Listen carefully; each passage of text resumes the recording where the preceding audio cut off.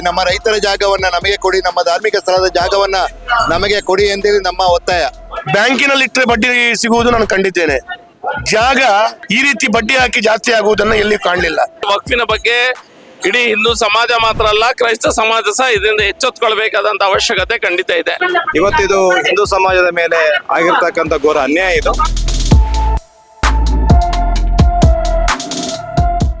ಸರಿ, ವಕ್ಫ್ ಆಸ್ತಿ ಇಡೀ ಜನರ ಹಿಂದೂಗಳ ಮಠ ಮಂದಿರಗಳ ಆಸ್ತಿಗಳನ್ನು ಕಬಳಿಕೆ ಮಾಡ್ತಾ ಇದೆ, ರೈತರ ಆಸ್ತಿಗಳನ್ನು ಕೂಡ ಕಬಳಿಕೆ ಮಾಡ್ತಾ ಇದೆ. ಇದರ ಬಗ್ಗೆ ಏನ್ ಹೇಳ್ತೀರಿ?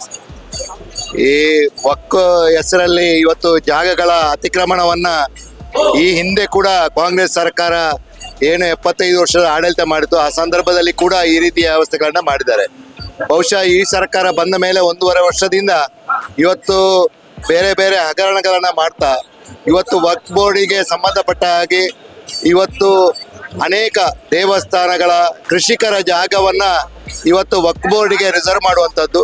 ಅದರ ಒಟ್ಟಿಗೆ ಯಾರು ರೈತರ ಹತ್ರ ಜಾಗ ಇದೆ ಅದರ ದಾಖಲೆಯನ್ನ ಬದಲಾವಣೆ ಮಾಡಿ ಸರ್ಕಾರದ ಹಂತದಲ್ಲಿ ವಕ್ಫ್ ಬೋರ್ಡ್ಗೆ ಹೆಸರಲ್ಲಿ ಮಾಡಿಕೊಂಡು ಇಡೀ ರಾಜ್ಯದಲ್ಲಿ ಒಂದು ರೀತಿಯ ಪ್ರಕ್ಷುಬ್ಧ ವಾತಾವರಣವನ್ನ ಈ ಸರ್ಕಾರ ನಿರ್ಮಾಣ ಮಾಡಿದೆ. ಇವತ್ತು ವಕ್ಫ್ ಬೋರ್ಡ್ಗೆ ಏನು ಜಾಗವನ್ನ ಈ ಸರ್ಕಾರ ಮಾಡಿದೆ ಅದನ್ನ ಯಾರ ಮೂಲ ಹಕ್ಕು ಇದೆ ರೈತರದು ಅವರಿಗೆ ಹಿಂತಿರುಗಿಸಿ ಕೊಡ್ಬೇಕೆಂಬುದು ನಮ್ಮ ವಿನಂತಿ. ಅದಕ್ಕೋಸ್ಕರ ಇವತ್ತು ಇಡೀ ರಾಜ್ಯದಲ್ಲಿ ನಮ್ಮ ಬಿಜೆಪಿ ಕಡೆಯಿಂದ ಹೋರಾಟಗಳು ಆಗ್ತಾ ಇದೆ. ಅದೇ ರೀತಿ ಇವತ್ತು ಮಂಗಳೂರಲ್ಲಿ ಕೂಡ ಇಡೀ ದಿವಸದ ಧರಣಿ ಸತ್ಯಾಗ್ರಹ ನಡೀತಾ ಇದೆ. ಈ ಧರಣಿ ಸತ್ಯಾಗ್ರಹದಲ್ಲಿ ನಮ್ಮ ಒತ್ತಾಯ, ನಮ್ಮ ಜಾಗವನ್ನ ನಮಗೆ ಕೊಡಿ, ನಮ್ಮ ರೈತರ ಜಾಗವನ್ನ ನಮಗೆ ಕೊಡಿ, ನಮ್ಮ ಧಾರ್ಮಿಕ ಸ್ಥಳದ ಜಾಗವನ್ನ ನಮಗೆ ಕೊಡಿ ಅಂತೇಳಿ ನಮ್ಮ ಒತ್ತಾಯ. ಬಹುಶಃ ಈ ಸರ್ಕಾರಕ್ಕೆ ಒಂದು ರೀತಿಯ ವ್ಯವಸ್ಥೆಯನ್ನ ಸರಿ ಮಾಡುವಂತ ಮನಸ್ಸಿಲ್ಲದ ರೀತಿಯಲ್ಲಿ ಅವರು ವರ್ತಿಸ್ತಾ ಇದ್ದಾರೆ. ಅದಕ್ಕೋಸ್ಕರ ಎಚ್ಚರಿಸುವಂತ ಕೆಲಸವನ್ನ ಇವತ್ತು ಭಾರತೀಯ ಜನತಾ ಪಾರ್ಟಿ ಎಲ್ಲ ಕಡೆ ಮಾಡ್ತಾ ಇದೆ. ನಾನು ಸಿದ್ದರಾಮಯ್ಯ ಅವರಿಗೆ ಈಗಾಗಲೇ ಮಾಧ್ಯಮದ ಮುಖಾಂತರ ಒಂದು ಪ್ರಶ್ನೆಯನ್ನ ಕೇಳಿದ್ದೇನೆ. 2016 ಹೊತ್ತಿಗೆ 1,20,000 ಎಕರೆ ವಫ್ಕಿಗೆ ಇದ್ದಂತ ಜಾಗ ಈಗ 2024 ಹೊತ್ತಿಗೆ 9,40,000 ಎಕರೆ ಭೂಮಿ ಆಗಿದೆ. ಬ್ಯಾಂಕಿನಲ್ಲಿ ಇಟ್ಟರೆ ಬಡ್ಡಿ ಸಿಗುವುದು ನಾನು ಕಂಡಿದ್ದೇನೆ. ಆದರೆ ಜಾಗ ಈ ರೀತಿ ಬಡ್ಡಿ ಹಾಕಿ ಜಾಸ್ತಿ ಆಗುವುದನ್ನು ಎಲ್ಲಿ ಕಾಣಲಿಲ್ಲ. ಆದರೆ ಇವತ್ತು ಬಡವರ ಜಾಗವನ್ನ, ರೈತರ ಜಾಗವನ್ನ ವಸೂಲಿ ಮಾಡಿ ವಫ್ಕ್ ಅಂತ ಹೇಳುವಂಥ ದೃಷ್ಟಿಯಲ್ಲಿ ಮುಸಲ್ಮಾನರಿಗೆ ಮತದಗೋಸ್ಕರ, ಓಟಿಗೋಸ್ಕರ ಇವತ್ತು ವಫ್ಕ್ ಅಂತೇಳಿ ಕೊಡುವಂತ ಕೆಲಸ ಕಾರ್ಯಗಳನ್ನು ಇವರು ಕೈಗೆತ್ತಿಕೊಂಡಿದ್ದಾರೆ ಅಂತ ಹೇಳಿದ್ರೆ ನಾಚಿಕೆ ಆಗ್ಬೇಡ ಇವರಿಗೆ. ಇವತ್ತು ಸಿದ್ದರಾಮಯ್ಯ ಅವರು ಒಂದು ಮುಖ್ಯಮಂತ್ರಿಯಾಗಿ ಈ ರೀತಿ ಯಾರ್ಯಾರ ಕಂಡ ಜಾಗವನ್ನ, ಒಂದು ಕಾಲದಲ್ಲಿ ಮೊಘಲ್ ರಾಜರು ಕಂಡದ್ದು ನನಗೆ ಬೇಕು ಅಂತ ಹೇಳುವಂಥ ರೀತಿಯಲ್ಲಿ ಆಸ್ತಿ ಪಾಸ್ತಿಗಳಿಗೆ ಬೇಲಿಯನ್ನು ಹಾಕೊಂಡ್ರು.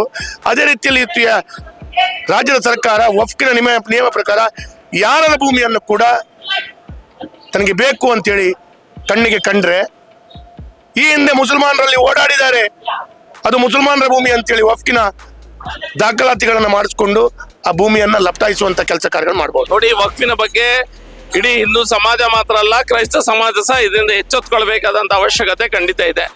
ಇದು ಭರಶೆಟ್ಟಿಯ ಜಾಗ, ಕಿರಣ್ ಕುಮಾರ ಜಾಗನ ನಿಮ್ಮ ಜಾಗದ ಪ್ರಶ್ನೆ ಅಲ್ಲ. ಇದು ನಾಳೆ ರಮಣ ಹತ್ರ ಇದ್ದ ಜಾಗಕ್ಕೂ ಸಮಸ್ಯೆ ಬರ್ತದೆ, ಐವಂಡಿ ಸೌಧ ಜಾಗಕ್ಕೂ ಸಮಸ್ಯೆ ಬರ್ತದೆ, ಮಠ ಮಂದಿರ ಮಾತ್ರ ಅಲ್ಲ ಚರ್ಚ್ ಮಸೀದಿಗೆ ಸಹ ಸಮಸ್ಯೆ ಬರ್ತದೆ. ಇದನ್ನ ಅರ್ಥಕೊಂಡು ಜನ ಈಗಲೇ ರಸ್ತೆಗಿಳಿದು ಪ್ರತಿಭಟನೆ ಮಾಡ್ಬೇಕಂತ ಅವಶ್ಯಕತೆ ಇದೆ.